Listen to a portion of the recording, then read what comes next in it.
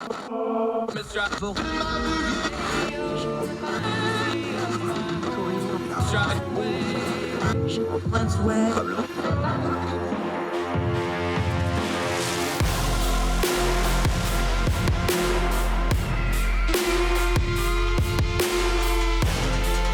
your host, Andrew Donaldson.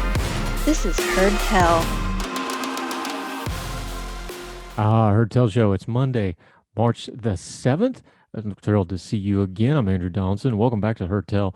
A lot going on. A lot happened over the weekend. We're going to get to a lot of different stories today, turning down the noise of the news cycle, getting the information we need. Also going to update two stories that we've been covering before. Back during the State of the Union, we talked about the burn pits, how that got buried under the shenanigans of rogue Congress people and the president's speech and all that mess. They actually passed some legislation about it. Go back and we're going to touch into that. Also, touch up on another story, Donald Trump's Truth social media. Not going well. We predicted it wouldn't go well. It's going not well.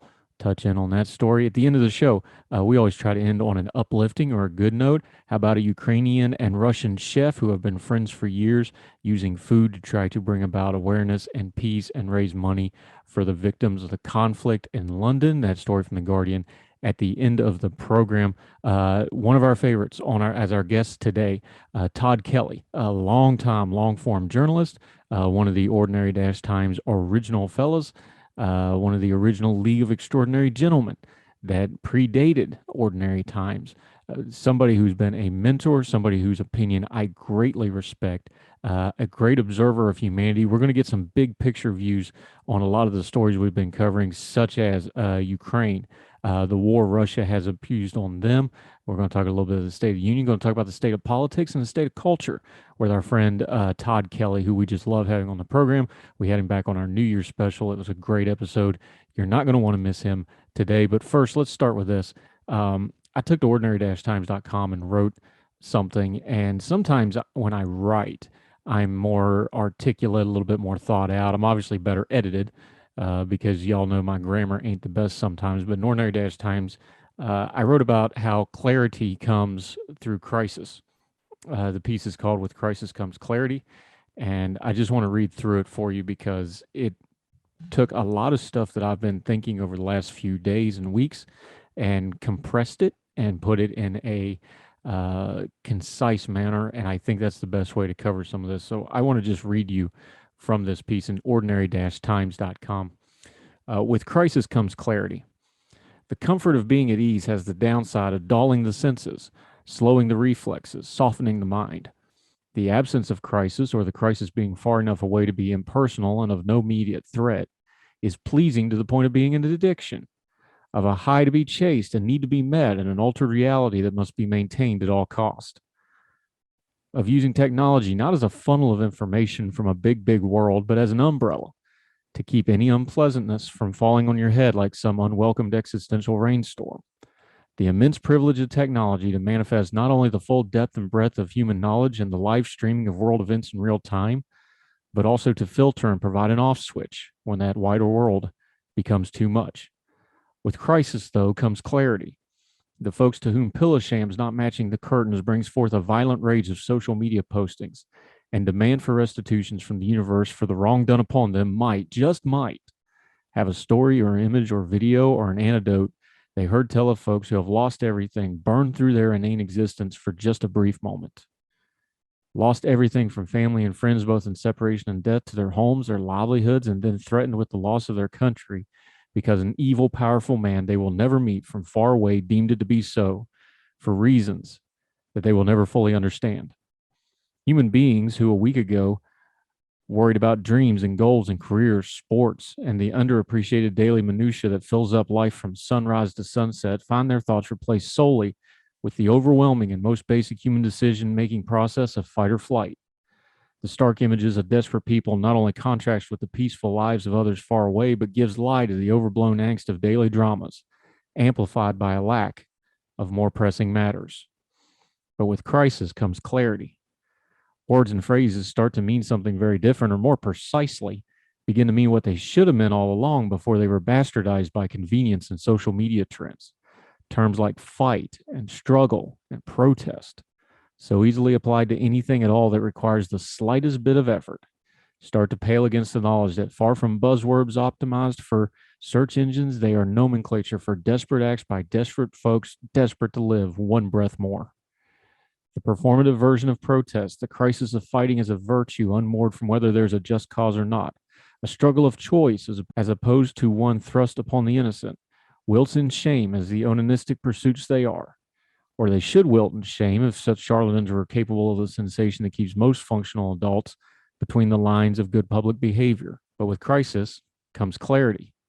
The duly elected leadership of a people struggling for survival, doggedly defying the dictator who rigs elections, murders dissidents, and oppresses his own people, press, and followers, ought to bring into focus what is and is not proper leadership in a government.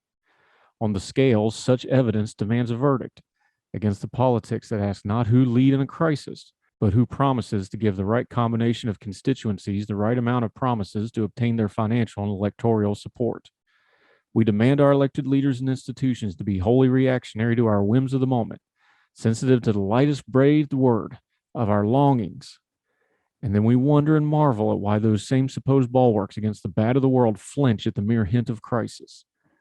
The seemingly regularly occurring habits of voting for the highest office, not on the merits of the candidate, but on which one would be the lesser of various and sundry bad choices. The unspoken and conceded point that picking between the lesser of the two bad choices always results in picking something lesser, and then empowering that lesser with the trappings and power of office, which perpetuates and empowers the lesser thing until it becomes the norm. Thus, a free people meanders and justifies their own ever lowering standards, all the while wondering just what in the hell happened and whose fault it is. Probably why they don't allow mirrors in the voting booths. That level of reality might just be dangerous. But with crisis comes clarity. We realize the great evils that envelop the world from time to time are usually preventable, but rarely prevented. That today's crises were yesterday's shoulder shrugs, last year's scoffs, and the last decade's unthinkables. That the lessons of life that go unlearned always, without exception, eventually educate, whether we like it or not. That reality isn't as easy to ignore as resetting the filters on our social media. That our umbrellas of privilege won't hold up under the steel rain of a madman's unwavering ambition to kill and conquer and control. That the impersonal problem of today, if left unattended, will become the very personal pain and struggle of tomorrow. With crisis comes clarity. What will this crisis show of us? That's me writing in ordinary-times.com. We'll have more Hertel right after this. Now let me see you go off like a bomb.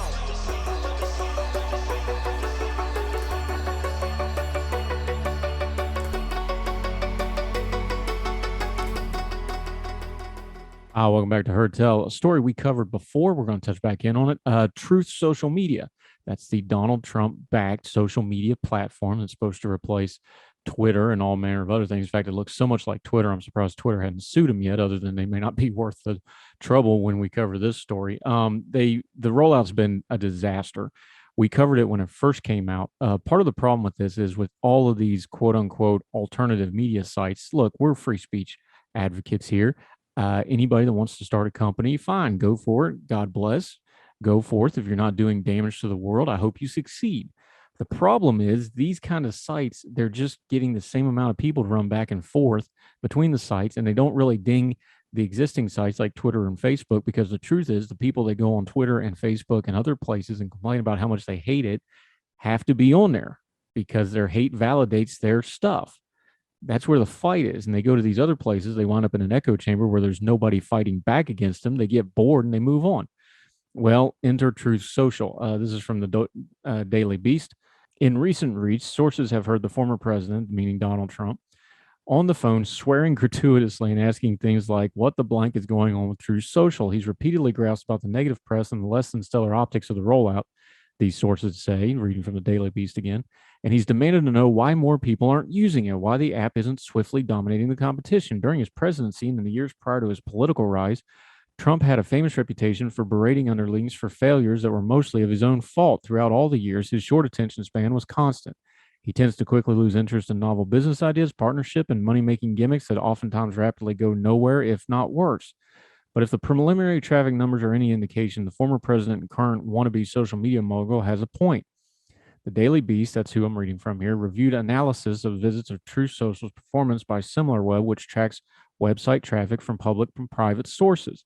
The company figures for the MAGA social network, with only an estimate based on incomplete data, are nonetheless anemic. Trump's own social media platform is doing either worse or similar as the same other MAGA social sites like Gab, another pro-Trump competitive website that's been especially beloved by, well, Nazis, and Gitter, and a platform confronted by one of Trump's former top political allies, Jason Miller.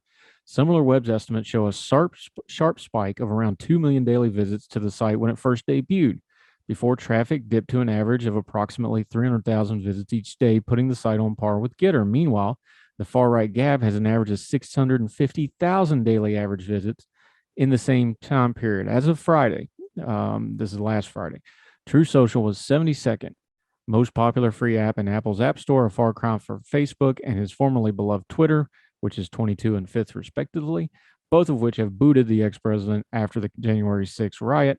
The relatively light traffic could explain in part by True Social's waiting list. They tried to sign up, they got put on a waiting list instead of getting in the app. That backlog waiting list is in the hundreds of thousands. It's a total mess. Couple of real quick points here. One is we predicted all this. You can go back and listen to the Hertel where we talked about this, that this is what happens. They get a big spike, they get on there, they get bored, and then they go away. The other problem is we know the technical background of how they built this website was not going to hold up. There's a reason Twitter and Facebook have armies of engineers. It's really, really hard to run a social media network. They just don't have the backbone to it, doesn't have the technical aspects. It's always going to have problems. It's never going to work right. Plus, it's not really built to be a social media network. And we covered this some with other things like Rick Scott's little 11-point plan. Mostly, they want you to sign up so they can get your email address because they have, once again, have another email list. An email list is as good as money. In fact, they can sell an email list to various campaigns and data people. There's one other point I want to make about the problem with True Social here is Donald Trump, if he wants to run for president again, has to have the one element that made him special in that race. And no, it wasn't just Donald Trump. It was his Twitter account. His Twitter account made him president, but here's why. It wasn't just the content. It was because the entire media ecosystem became revolving around Trump's Twitter feed. Now, I do it too because I'm a writer. I'm lazy. What would happen is, and it became a joke on social media on Twitter of when the president's awake, they would literally say this. You can go back and look. The president gets up, he tweets a couple things. Now you can react to those couple things, and your day's set because now you've written your piece or two for the day. And the news networks, now they can take his tweet, and that's the opening segment of your newscast. And then you have a guest on to talk about the opening segment about what Trump said. And then you have a panel discussion about what the guest said about what Trump said over and over. There's your first 30 minutes to every network news program. It was like this every day for years. It was easy, made life easy on everybody. It was also lazy journalism. It was bad form and it made for horrible television, but ratings were never better. He can't duplicate that unless he's on Twitter, and he's not. So if he's going to run for president again, he's going to have to figure out some way to get his message out without a media that was built around pumping it out. Now, they thought it was because they were opposing him, but it was still getting his message out. Whatever Donald Trump does in 2024, it's going to be very, very different because the media cycle is not going to revolve around him and his Twitter account.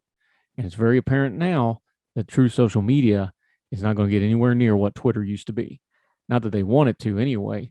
All those people that said they were going to leave Twitter for Gitter or Gab or whatever other apps, Parler, they're all still on Twitter. That's where all the money and fame and glory is. They tell you with their feet what they really believe. Or in this case, their social media accounts. More Hertel right after this.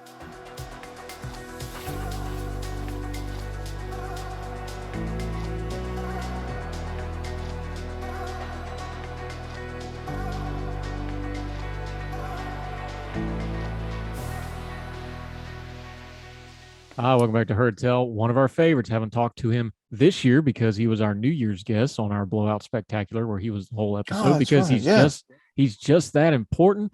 Tod Kelly, longtime long-form journalist, writer, producer of a great show out in the Portland area that is now up and running. You need to go find it, Seven Deadly Sins, and Ordinary Times OG in good standing. Sir, how are you today? I'm excellent, Andrew. How are you doing? I'm thrilled to talk to you. First thing I just want to ask you, because I always appreciate your big picture perspective on things. You've been a writer, you're a journalist. I kind of tell people you're an observer of humanity at this kind of stage of your game. And I mean that as a compliment. No, Um, that works. Yeah. the events of the last few days, and everybody's talking about, this changes the world order, and this is a momentous moment in history, and this will set up the next generation. I think all of that's true to various degrees, but we don't know what degree. How has it hit you? Because we have a war of aggression, we have a massive shooting war, we have Mhm. armies in the hundreds of thousands moving. This is stuff most of us have not seen in our lifetime. How has these events kind of hit you? At the at the risk of saying something I shouldn't, I am not a foreign policy expert. Like I know almost nothing. And so if I'm being honest, most of how it hits me is what I'm seeing domestically. In terms of what is going to happen internationally, I will tell you, I have no idea. Um, and I feel confident that nobody else really does either. And so I think what I have been more interested in watching is how it's all gone down here in the United States. I I think for the first time since maybe like 2016, I am having that feeling of domestically, well, I do not know what is going to happen next. Um, I certainly did not predict uh, the GOP and at least most conservatives turning on a dime on Russia and Putin and really Trump, at least with this one thing. And I didn't foresee it. It surprised me. I don't know if it will last, but as I say, for the first time in 2016, I don't know what's next for us domestically, and I can't even hazard a guess. Is it interesting that I think this is a good litmus test, though, of we have something so serious that it's just burning through a lot of the nonsense. And you're Right, finding out really, really quick the people who can dial it down when they want to. You're finding the people who, I know the term's overused, but the people that it's just a business model or it's just the grifting. And I know we overuse that, but it's right. still a good term. And maybe some of them just assumed, we were talking online, some of them just assumed, well, everybody else in the world's grifting because I'm grifting. And that's all of a sudden him like, oh no, these bad people are serious about this stuff. Yeah. I think some of this is actually starting to burn through, and some folks that have kind of been on the wrong side of things, maybe this is a moment of clarity of like, okay, at least on this one thing, maybe I need to take a step back and reevaluate a little bit. Well, that's the hope, isn't it? But I think we've all, those of us who are online, like I think we've seen a bunch of this where when things were first happening in Ukraine, and everybody started being surprised by how well they were holding up, you still saw people who were trying to find a way to work pronouns into that narrative, who looked, obviously ridiculous. And I think so. I think there are two ways that this could possibly go. And one is what you're saying, that people are sort of being reminded of what their deep values are, what their core principles are, and they're getting back to them. And with any luck at all, they'll stay there. And we'll go back to having sort of that we disagree, but everybody's sort of grounded in principle. Um, I think the other possibility, which I think is just as likely, unfortunately, is that it's more a reflection of a complete lack of foundational principles. That everybody switched sides on the Ukraine super fast as the wind was blowing, and then potentially they'll drift back to where they were as soon as this is over. Like maybe the what I hope it's not like, to give like the best analogy I can give is I hope it doesn't end up being like January 6th of 2021, where you remember there was that period of about a month where everybody on both sides sort of, this is bad, this is wrong, this is not who we are. But that didn't last. And I'm hoping that this with the Ukraine lasts. I I don't remember seeing this much positive energy about democracy and the forces of good and standing up to evil as I've seen this week in I don't know how many years. Is that I, the I, I hate to yeah? and I don't even know that it's going to go well for the people in Ukraine over time. And so I feel bad saying that I find something hopeful about this, but I do. Yeah, I find it hopeful too because it's an indictment on us. I was talking about it this way. This is part of the American privilege is that we get to pick and choose our problems.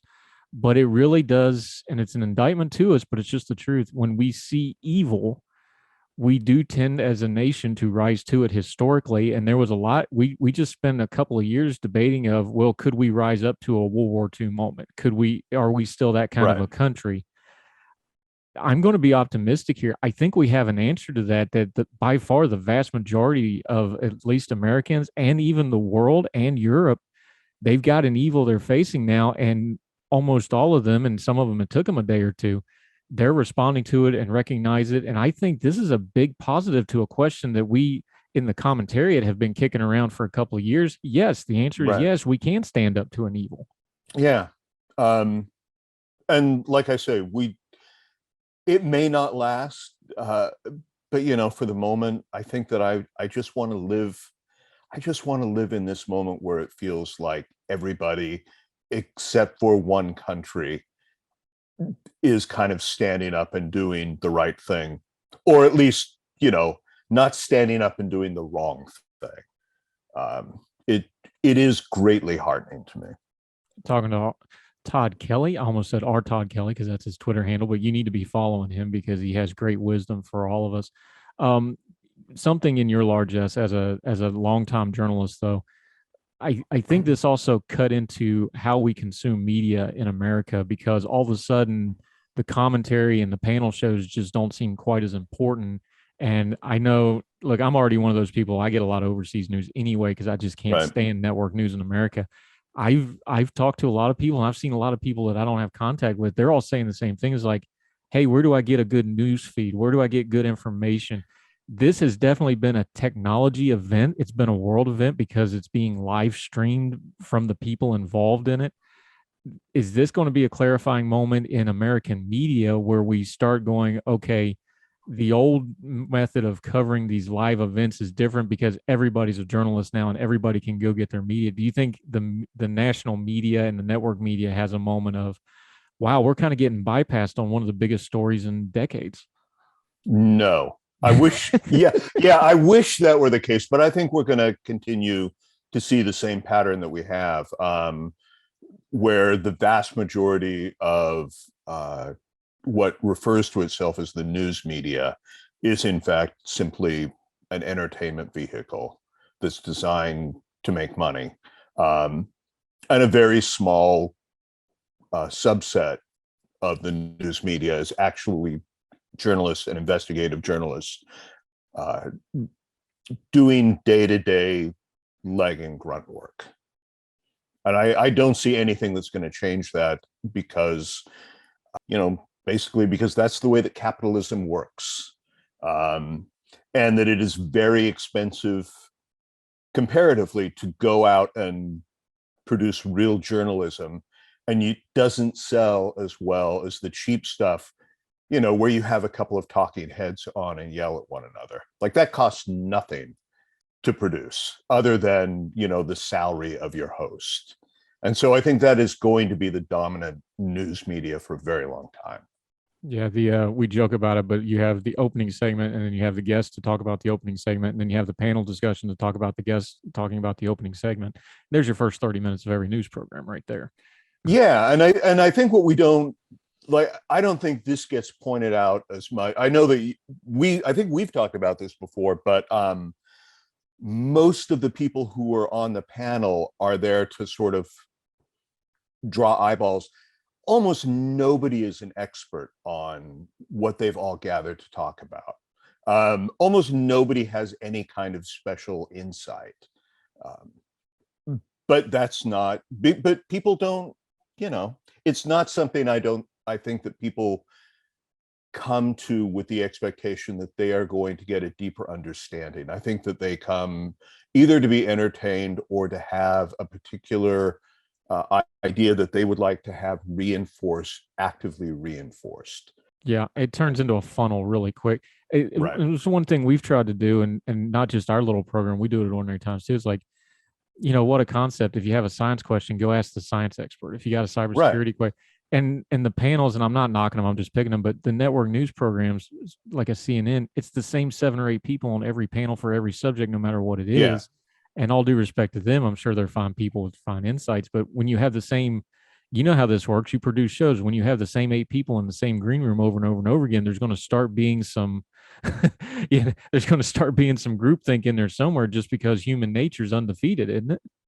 Yeah, I mean, there's that classic moment from a few years ago where Anderson Cooper, who I genuinely like he seems a really likable guy, but there was that moment where, and you probably remember this, where he was interviewing Jeffrey Lord about something, who was a regular guest and a friend of Donald Trump's, and at one point, Cooper sort of breaks down and says, well, of course you're saying that, like you're just a shill. You just repeat whatever Trump says. And the question that I couldn't understand why he was not asking himself was like, well, why do you have him on every other day? Like, if he has nothing to contribute, why is he a regular guest of yours? I know, because pro wrestling, you got to have a heel to have a good guy. You got to have the Yeah, bad guy to argue with. So that's the thing. yeah. We're talking to Tod Kelly, a good friend of ours. We get him every so often. Love having him on the program. We're going to continue to talk to him more. A little culture, a little media, talking about Ukraine and the greater effects domestically, as he calls it, here on America. More with Tod Kelly right after this on Heard Tell.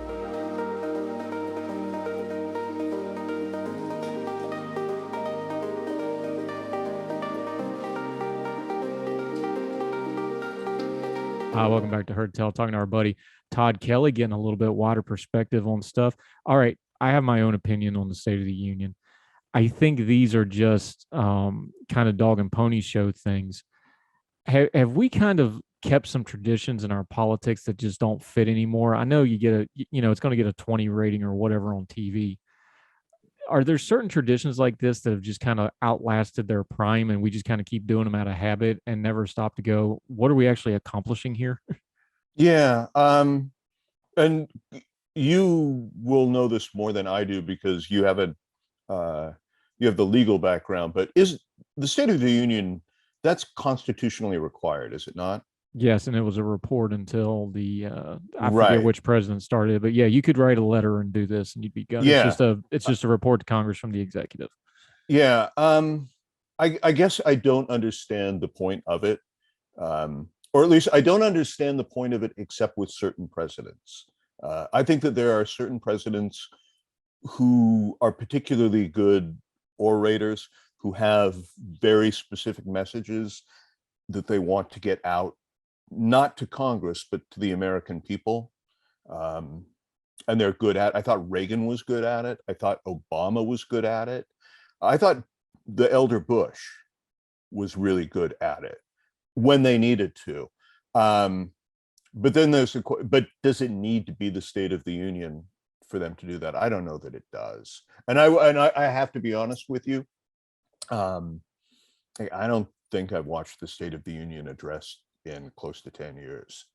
Yeah, and I teed it up to get to this question for you, though, is I think the thing that's changed the most about the State of the Union is we see the president every day. We see the Right. president at the top of every news hour. The nationalization of the media, which is something you can speak to because you've watched it happen and you've talked about it at length and you've wrote about it a lot over the years. The nationalization of the media is always going to gravitate towards presidential politics because that's the national symbol for everybody. That's the one thing everybody's Right. got the same president, right? We all have Right. different congressmen and senators. We all got one president. I think the media environment and the social media environment, we have the president in front of us 24/7 now. I think it's just kind of changed how we see the State of the Union. So now the pageantry of it and the pomp and the circumstance and the sit down, stand up, fight, choreographed clapping for the laugh lines and all that sort of, I think it just lands really weird for an American people who sees the president all the time now. Yeah, and I think that it creates I think it further creates a sense of cynicism among sort of the voters because, I mean, we all know it doesn't matter how good or bad everything is going at the moment. We all know that whoever's president is going to get up and say everything is fantastic. And again, we don't like things could be going fantastic. And we know that immediately the other side is just going to start explaining how terrible everything is. That it doesn't seem like nothing about the State of the Union seems genuine or honest, except, as I said, in those moments where I think somebody is really has a very specific message that they are trying to get out and use that. I think it is largely not taken seriously by voters. And Tod that's Kelly. not good. No, it's not good, and cynicism is bad, Yeah. but cynicism is a two-way street. It's the government's fault, and it's partially our fault too. Talking to Tod Kelly about these things. All right, it's an election year. Um, I I wonder though. We talk about how partisan everything is, how divided everything is. We know cyclically what should happen this year. You know, the Democrats are probably in for a rough year just historically. That's just kind of how these things go. But I really wonder, how much do you think our elections are really a reflection of our people right now, and how much of them are just turning into cyclical things? And I know that's a little bit of a deeper question, but we get into this nonsense about every election being, I'm on my ninth most valuable election of my lifetime, I think. I don't know what one you're on because I don't want to call you older.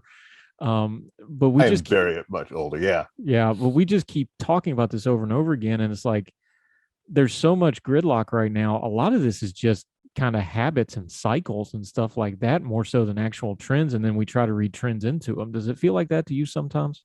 Yeah. And I think I would go a step further than what you're saying. I don't even see it as gridlock anymore. I think that I sort of now view people who run for office as doing it mostly for reasons of celebrity. Um, like if you were to make a list of the top, I don't know, the top 20 legislators that you can name off of your head because you see them on the news and everything, like constantly, and there are people are always talking about.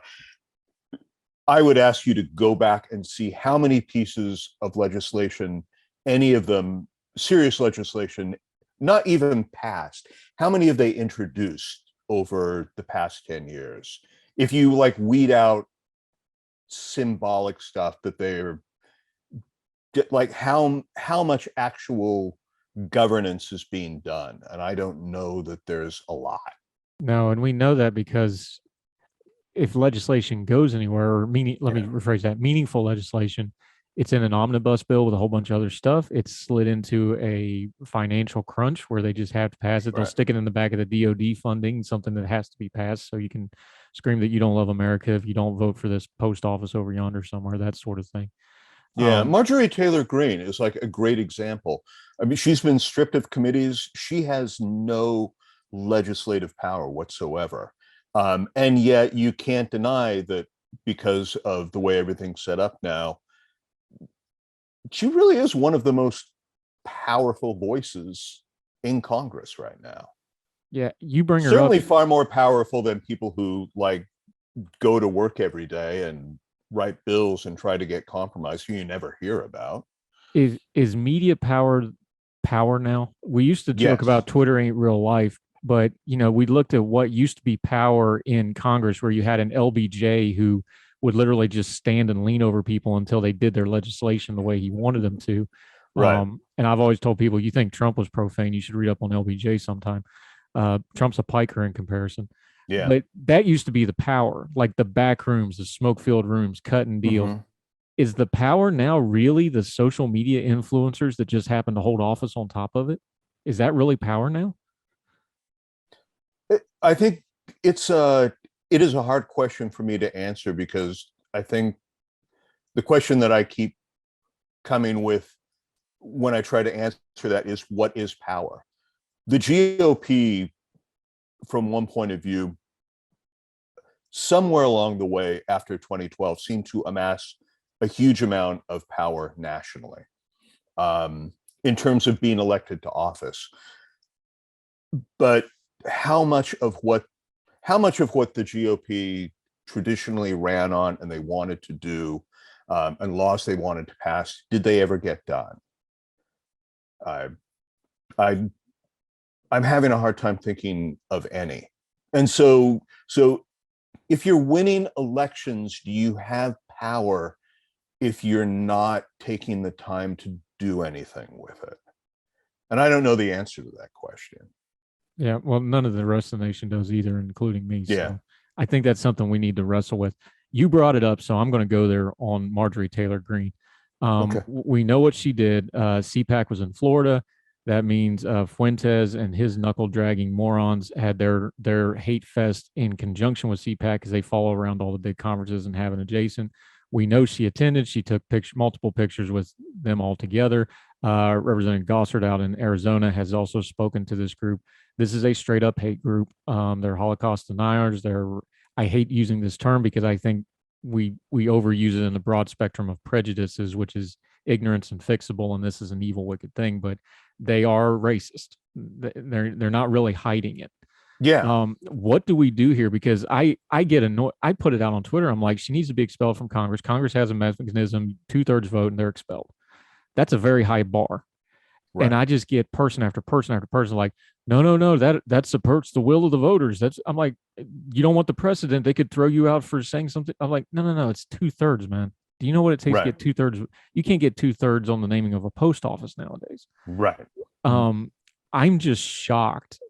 I guess I shouldn't be as hard and as cynical as I get accused of being. There's validity to the accusation. How in the world is this person in Congress? How is Gossard, who may literally be losing his mind if you go listen to some of the clips of what he's saying? How are these people in power and Congress hasn't ejected them? I know the answer is partisan politics. Is it the wider country just doesn't really realize who these people are? What is it? Because it just befuddles me that these unworthy people hold office. So yeah, one of two different possibilities, and one possibility is that people simply aren't paying attention, and they don't know who these are, and they're not really interested in learning. I think the other possibility that I don't think that we should dismiss out of hand is that voters know exactly who Marjorie Taylor Greene and these people are and vote for her because of that. Is it the thing where it's they get to say the things out loud we don't want to say? Because I think there's quite a bit of that on social media. I know a lot of people like to couch terms, especially when it comes to racial stuff, comes to anti-Semitic stuff. Is there just an element of that where they may not even be completely true believers in the hatred part of it? They just like people who get to say things they're forbidden from saying. I think that there's some of that. I don't think you should ever discount on any side of the political fence the power of attempting to build coalitions against a capital O other. And sometimes that other are immigrants or globalists or who knows, or people who put pronouns on their Twitter bios. Let's put it this way. Back when I used to write for Ordinary Times, one of the things that I used to write about a lot was people in the GOP needed to stop saying certain things, because if they didn't, their voters were going to vote them out of office. And I firmly believe that. But what I have seen over the past 10 years since then is that the more things like that certain politicians say, the more votes that they get. And there are places I don't want to go with that knowledge because I don't want to reach the conclusions that I might get, but I can't deny that I've seen that. Yeah. And human nature is undefeated. And I think one of the big problems we have culturally is we just don't want to talk about human nature first and then try to solve problems second. Right. But that's a deeper conversation for another day. Tod Kelly, I always appreciate your insight, sir. You've been a wonderful friend and mentor to me, and I appreciate you greatly. And I will thank you publicly every chance I get. Let folks know where your social media is so they can get more of your great wisdom and your occasional writing at ordinary-times.com, which we always clear the deck for you. You can follow me on Twitter at Tod Kelly at our Tod Kelly, and that is where I'll always announce new pieces dropping. So And check out his shows if you're ever up in the Portland area. yeah. They're back up and running. Seven Deadly Sins, easy to find. They got a couple different. Tell folks real quick what it is, because you actually got a couple varieties of them now, don't you? Yeah, we have most of them are based on personal narrative. So we have a main stage show where we have people tell stories that have happened to them in their real life, and they're fascinating. We've had the story of the woman whose village was bombed when she was growing up in Iran and later was set up on a blind date with an older man who she figured out during the date was one of the people who'd bombed the village.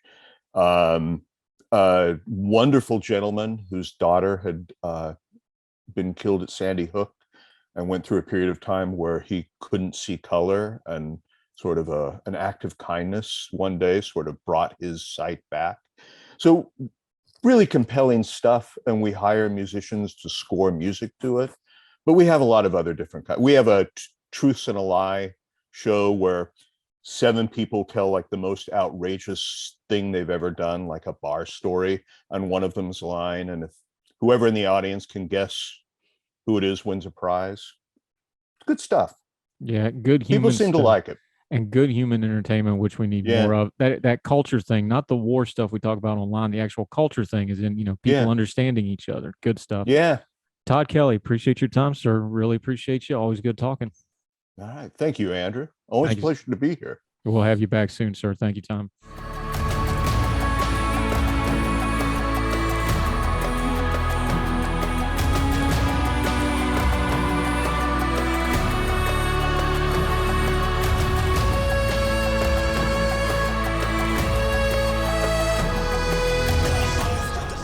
Welcome back to Heard Tell. I want to touch in on a story. I got a little fired up over the burn pit stuff from the State of the Union. Number one, because it got big-footed by all the partisan politic nonsense, and nobody actually talked about the issue because we were too busy talking about Nancy Pelosi's reaction and the president talking about his son and the idiot congresswoman standing up and deciding to make a show out of it at that particular moment. I'm still upset at her. We'll talk about that some other time. But on Thursday, the House did pass some burn pit legislation. It's important to go back and note this. Now, what they passed is not going to be the final revision of this bill. The Senate has already passed a version of the burn pit bill. This is just my opinion now. I'm going to tell you what my opinion on. I think the House bill was too broad, was too expensive, and didn't actually focus in enough. I didn't think the Senate bill went far enough. The Senate bill, all it did was basically extend the period of time veterans could apply for benefits from 5 years after they left the service to 10 years. That's still too narrow a window because a lot of these veterans, we're seeing it with the Vietnam veterans now, they don't file until they get into their advanced age or they get to their retirement ages. They need to get rid of that. They're going to put these two bills together in a reconciliation process. I know we talk about that with the budgeting stuff, but this is going to get reconciled as well. I'm hopeful that they will take the best of both bills and make a good bill here. They need to open up the window to a longer frame, 20 or 30 years, or really in perpetuity, that these veterans should be able to apply for these benefits. I think the price tag on the House bill was too high. I don't think it was so high that you couldn't vote on it, because let's be honest, it's pretty hypocritical for them to complain about spending money on veterans when we spend money on over everything under the sun. But nonetheless, the bill did pass the House on Thursday. I do appreciate the president bringing it up in the State of the Union, even though it got washed out of other issues.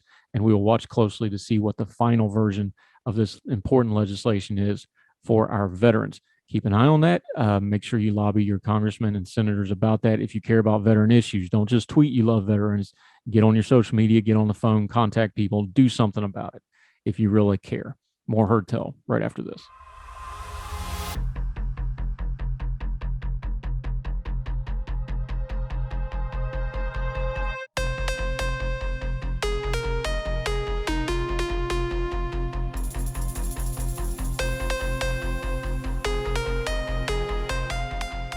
Welcome back to Heard Tell. We always love to end on a lighter note or a good note. This is a great, great story out of The Guardian in London. Alyssa Timonishka, I'm going to mispronounce all these names, I'll just warn you up front, was brought up on a, quote, beautiful diet of Ukrainian and Russian dishes. Growing up, she remembers her great-grandmother, a Ukrainian Holocaust survivor who immigrated to Siberia following the Second World War, pounding lard and frying vegetables to make a hearty beetroot borscht. That's a Ukrainian soup. Now the Russian chef has joined forces with her Ukrainian best friend, Olia Hercules, in a show of unity in the face of war. The London-based pair, both 37, are the forces behind Cook for Ukraine, an initiative that uses food to raise awareness about the conflict and funds to support the humanitarian effort. Modeled on Cook for Syria, the charity culinary movement that went global in 2016, the campaign encourages everyone to celebrate Ukrainian and Eastern European culture by cooking traditional meals and possibly donating to a Just Giving page. That's a kind of an English UK version of GoFundMe. The hope is that over cabbage pie, variant dumplings, again, I'm apologizing for the pronunciation here, my Slavic is not good, or Ukrainian challah bread, dinners will be more likely to discuss the latest developments. They may be inspired in turn to donate to the relief effort. There's items in this. You can go to theguardian.com. There's all the links in here. But down at the bottom, a wonderful little quote here said, quote, when you can put a relatable message forward with human faces and things people can physically relate to, like food, we're really hoping the message will get a lot more long-lived and people will sustain their interest. It's an aim to get really close to people's hearts and stomachs. We fully understand that. That's why we do the Twitter Supper Club. Do food, everybody got to eat. Universal brings people together, including a Russian and Ukrainian friends who don't want the war to tear apart their people. That'll do it on Heard Tell, wherever you're watching and or listening, whether it's watching on the YouTube channel or listening on any of the podcasting platforms. We sure do appreciate you. Can't do the show without you, because if you're not listening, we ain't got nobody to talk to. And we love the feedback. Been getting lots of it. We went past 10,000 downloads on the podcast. The YouTube page is over 3,000 views. We're over 100 subscribers on the YouTube. Thank you so very much. Please make sure you're subscribing if you're listening. However you want it, you can subscribe more than one place. That'd be all right too. And if you really want to do us a favor, use a couple extra free clicks and share us on your social media. We don't pay for advertising here. It's all word of mouth and what we do on social media. You folks are finding it. We're going to keep working really hard. We have great guests lined up. We're going to continue to turn down the noise of the news cycle, talk to knowledgeable people, get to the information we need, because what it's really about is being able to discern our times and what's going on around us and making good decisions about it. We're going to be one of the most documented generations in history. What are they going to tell us? What are they going to say about us in the history books of how we met these crises? Let's keep the larger perspective and work on it together. That's what we're going to keep doing right here on Heard Tell. So until we do it again tomorrow, hope you all have a great Monday. We'll see you tomorrow for more Heard Tell. Wherever you and yours are, we hope you're well. We hope you're well fed. We'll talk to y'all tomorrow. All the music on Heard Tell is provided under a Creative Content license from monstercat.com.